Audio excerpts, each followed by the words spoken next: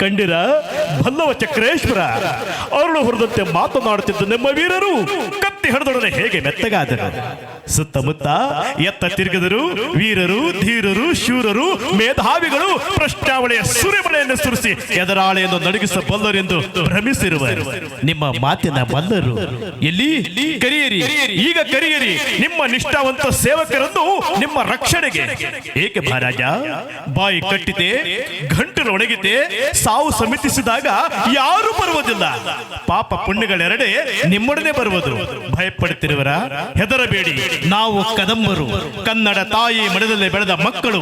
ಕನ್ನಡಿಗರ ಧರ್ಮ, ಕನ್ನಡಿಗರ ನೀತಿ, ಕನ್ನಡಿಗರ ಸಂಸ್ಕೃತಿ ನಮ್ಮ ರಕ್ತದ ನರನಾಡಿಗಳನ್ನು ಹರಿಯುತ್ತದೆ. ದುಷ್ಟನೇ ಆಗಿರಲಿ, ದ್ರೋಹಿಯೇ ಆಗಿರಲಿ, ಅವನೆಂತ ಅನ್ಯಾಯ ಅಕೃಷ್ಟಗಳನ್ನೇ ಮಾಡಿರಲಿ, ಅಸಹಾಯಕರಾದವರಿಗೆ ಕರುಣೆ ತೋರಿಸುವುದು ನಮ್ಮ ಹುಟ್ಟಗುಣ. ರಾಜ್ಯವನ್ನು ಹೇಗೆ ಪಡಿಬೇಕೆಂಬುದು ನಮಗೆ ತಿಳಿದಿದೆ. ಜ್ಞಾಪಕದಲ್ಲಿಟ್ಟುಕೊಳ್ಳಿ. ಧನ್ಯವಾದಗಳು.